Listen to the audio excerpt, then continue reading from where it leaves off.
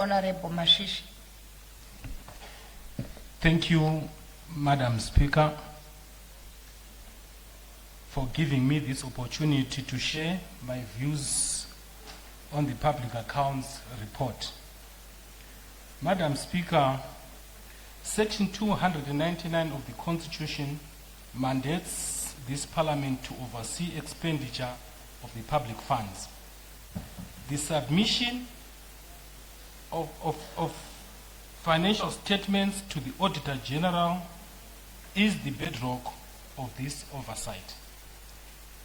It is the primary mechanism through which we as elected representatives and the citizens of Zimbabwe can ascertain how the money is being spent. Madam Speaker, the report tabled by the Public Accounts Committee reveals a dereliction of duty. We are not talking about a single instance of delay. We are talking about a systematic collapse of accountability. Madam Speaker, the evidence is damning. Madam Speaker, we can see there's institutionalized negligence.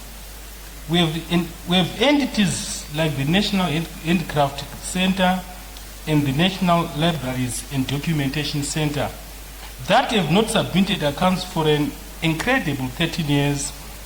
This is not a lapse, it is a decade-long period of operation in a black hole of financial transparency. Madam Speaker, we see a culture of impunity. The committee has identified a pattern of non-compliance from 2022 onwards involving hospitals, utility companies, and regulatory bodies like the Nurses Council. This demonstrates that these entities feel they can ignore the law with impunity. This cannot be allowed to continue, Madam Speaker. Madam Speaker, it said that the report identifies principal categories of failure, but when we peel back the layers, we see a singular root cause. A profound disregard for the principles of public financial management. We hear excuses like we don't have enough staff. We hear issues like our system crashed. Like Tungwiza Hospital, the SAP failure exposed a catastrophic lack of basic internal controls, such as data backups. We hear so many issues around these councils, yet they report system failures. To some extent, we fail to believe their submissions. It could be a channel that councils use to evade principles of public finance management. Madam Speaker, how can we condemn the National Handcraft Centre when its financial statements, its financial records for a decade were lost due to a computer crash with no backup? Why was there no central government cloud storage mandated? This is a failure of state infrastructure and the police. Madam Speaker, we have Louisiana, a state agent tasked with telling the nation its story, unable to submit accounts because it cannot afford to pay its own staff, let alone an audit firm. The treasury is late with its allocations, and then the entity is condemned for not being able to afford a statutory audit. This is a secular logic of failure.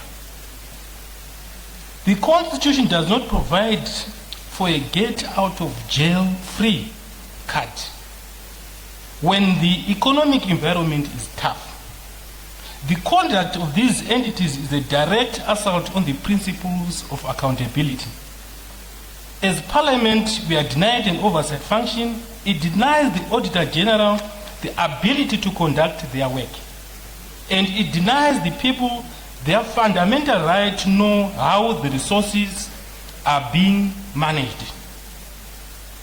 Madam Speaker, the argument about a lack of funding for auditors is a straw man. If an entity cannot afford a private firm, it is the Auditor General's office that is mandated to step in. The entity's duty is to prepare the statements. The Auditor General's duty is to audit them. The failure of the entity to even prepare statements is the primary crime here, Madam Speaker. At the Zimbabwe Youth Council, they had only 3 finance staff to cover the 10 provinces. But whose responsibility is it to fill the other 10 positions? It is the entity's leadership, supported by the Public Service Commission, Madam Speaker. Madam Speaker, I therefore call on this House to condemn these failures and demand the immediate and full implementation of the committee's recommendations. Madam Speaker, accountability is not negotiable. So, Madam Speaker, I thank you for giving me the opportunity.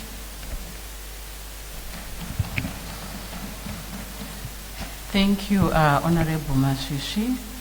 The question before the House is a motion by Honorable Maposa that this House considers and adopts the report of the Public Accounts Committee on non-compliance with regards to submission of the financial statement to the Auditor General by some state-owned enterprises and parastatals in the 2024 Audit General Reports, HC 12/2026.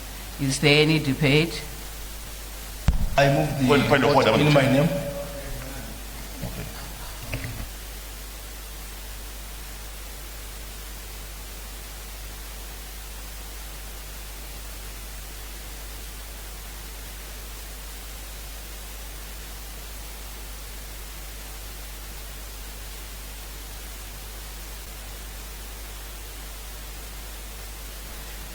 Sorry, honorable members, is there any debate?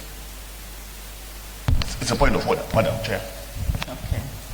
Yeah, ndandikumbira Madam Chair kuti committee chairs panoita give notice kuti on Thursday I will issue a notice to give a report at the quarter kana whatever report anenge anayo.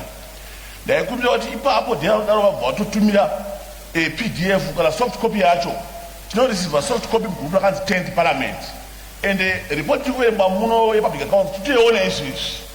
So I didn't report a commit that would report a house. So now could be in the future, Madam Chair, to be trying to put quite a debate out regarding question Nebula to pass up tower also to pass up tower agenda. Thank you. Noted, Honorable.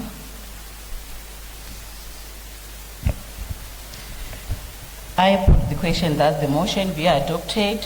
Those